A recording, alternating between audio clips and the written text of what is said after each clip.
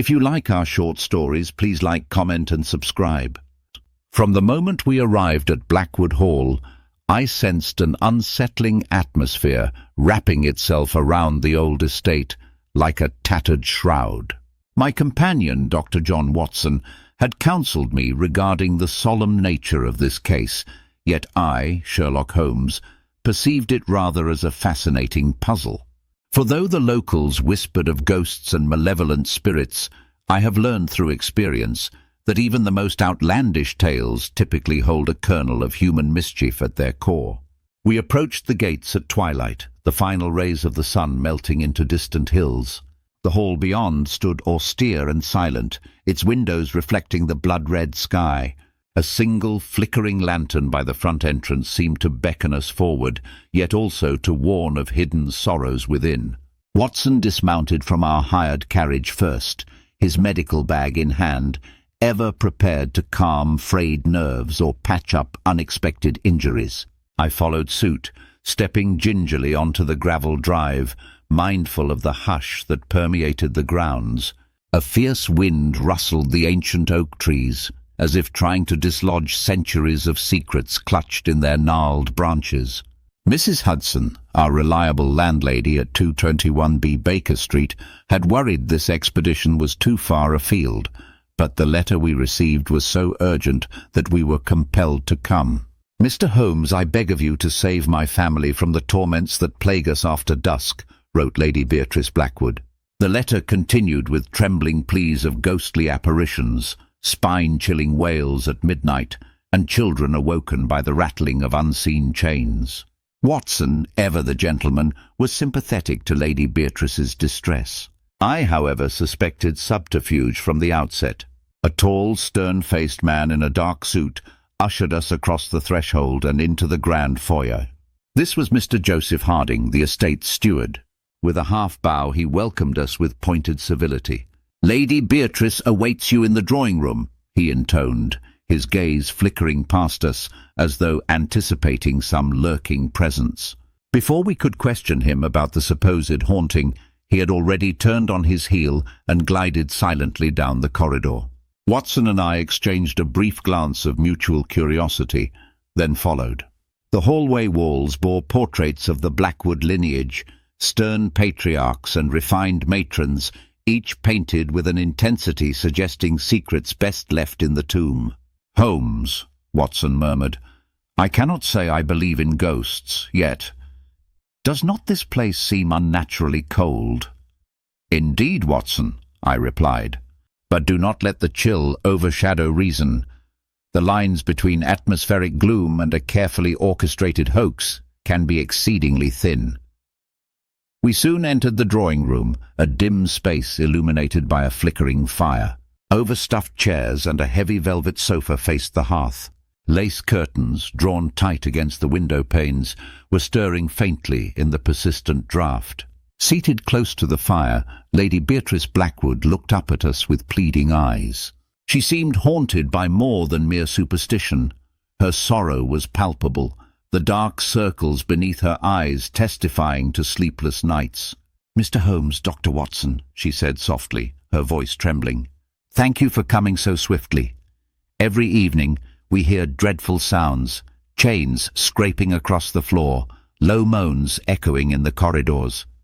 My children have seen a figure in white drifting along the second floor. I know how it must sound, but we cannot rest until we learn the truth."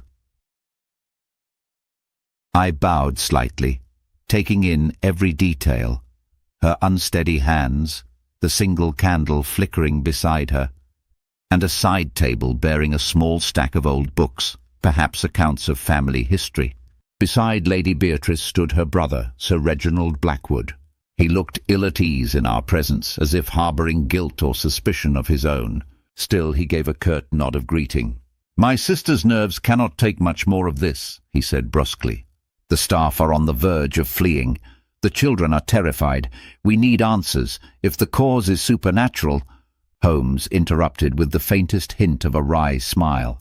"If you will pardon me, Sir Reginald, my methods rely upon empirical data, not unearthly fantasies.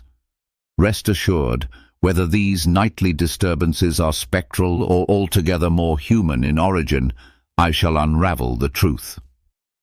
At that, a sudden gust of wind rushed through the chimney, sending sparks dancing across the hearth. Lady Beatrice flinched, clutching the arm of the sofa. It was a small sign of just how fraught her nerves had become.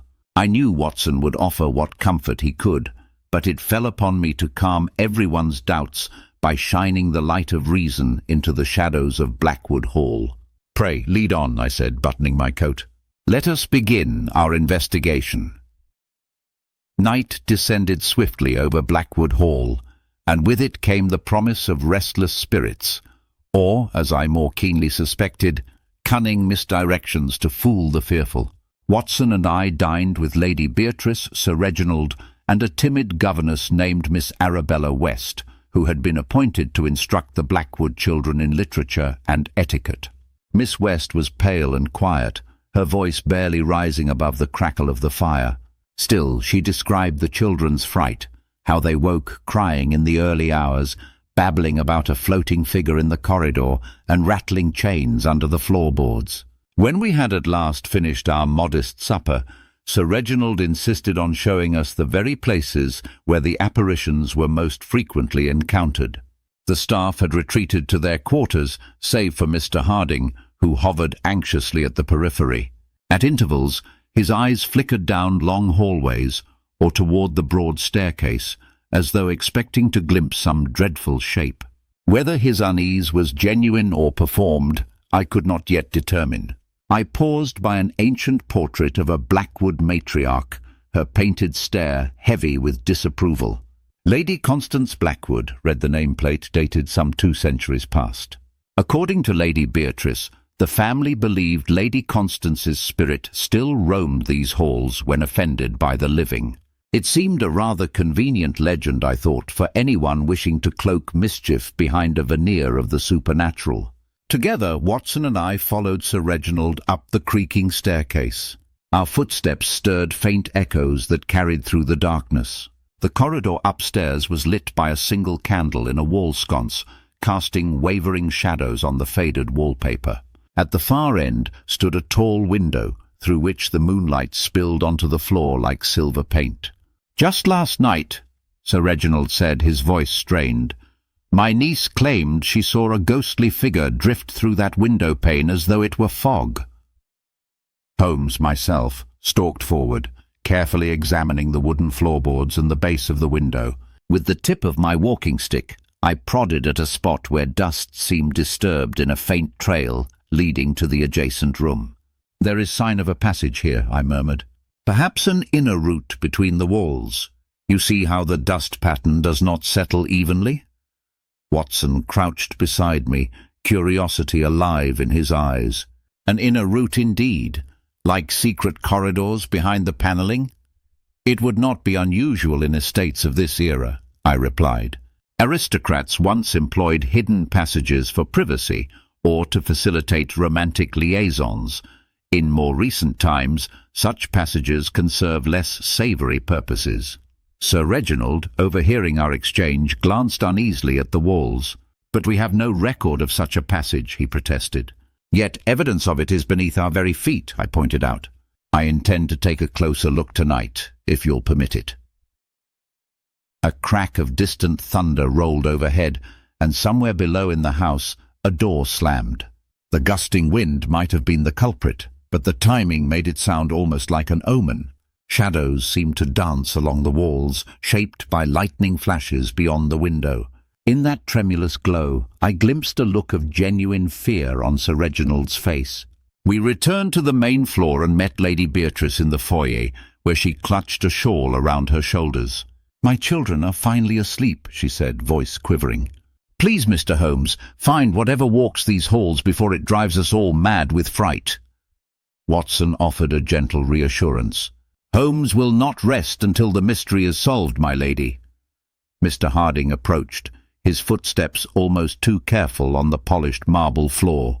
"Beg pardon, Mr. Holmes," he began, "but the storm appears to be intensifying. It might be unwise to wander about the estate tonight. Lightning can be quite fierce here on the moors." I watched him closely, noting the sheen of sweat on his brow. "Is it only the lightning that worries you, Mr. Harding, or something else?" He wrung his hands.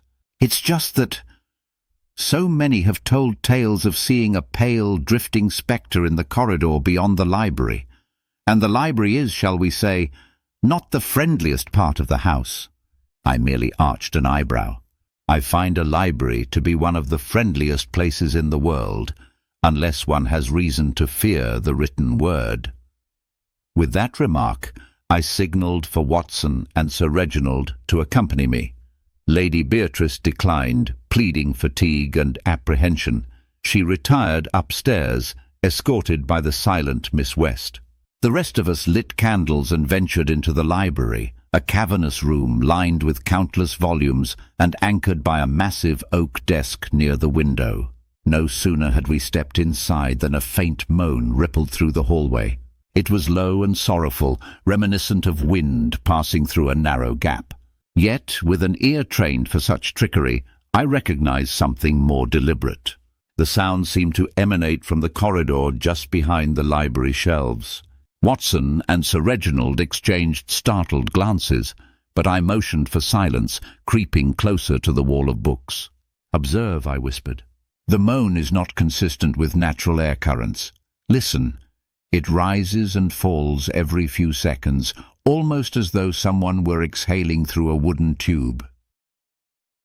Without warning, a figure burst through the double doors that we had left ajar. Caught in the flicker of candlelight, it appeared draped in a billowing white cloth, its face hidden by shadows. A hollow rattle accompanied it, a metallic clank sounding with each movement. Sir Reginald let out a startled oath, and Watson instinctively raised his arms to ward off the intruder. But as the figure swept past me, I was able to see it far more clearly than they. I glimpsed the edge of a shoe beneath the so-called ghost's trailing garments. Indeed, we were face to face with an elaborate ruse, a living body concealed beneath spectral trappings. "Stop!" I barked, flinging my walking stick outward. The apparition stumbled, letting out a distinct grunt that was hardly supernatural. A moment later, the figure vanished around the corner, leaving the moaning sound echoing in its wake, as if timed to distract us from immediate pursuit. Watson caught his breath. "That was no phantom, Holmes." "Quite right, Watson," I said calmly, though my own pulse raced with anticipation. "The game is afoot."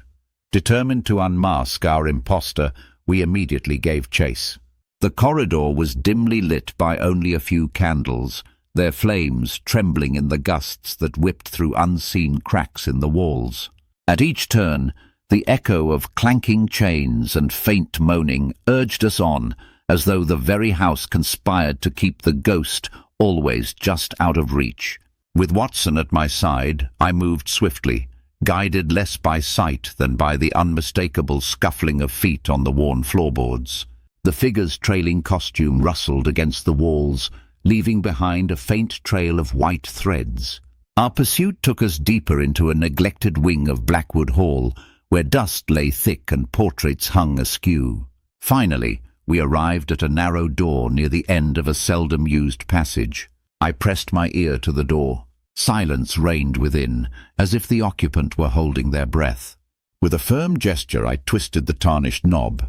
It stuck briefly, then gave way to reveal a cramped storage room filled with old trunks and musty drapery. At first we saw no one. Then, from behind a tower of boxes, came a sudden, desperate surge, a figure lurching forward, still half-shrouded in white cloth. Watson lunged, grappling our quarry before they could bolt. The costume ripped away, revealing none other than Miss Arabella West. Her face was flushed with exertion. Her eyes glimmered with a complex mixture of fear, defiance, and something I had not expected, grim determination. "You!" exclaimed Watson in disbelief, loosening his grip but keeping her firmly in check. "The children's governess." She panted for breath, her gaze darting from Watson to me and then to the open door. "Release me! You have no right!" I stepped in front of her escape. "On the contrary, Miss West, you've been caught in flagrante, as it were, impersonating a ghost with the intent to terrify Lady Beatrice and her family." I eyed the metal chains coiled at her feet. "And you've gone to considerable trouble to stage these hauntings."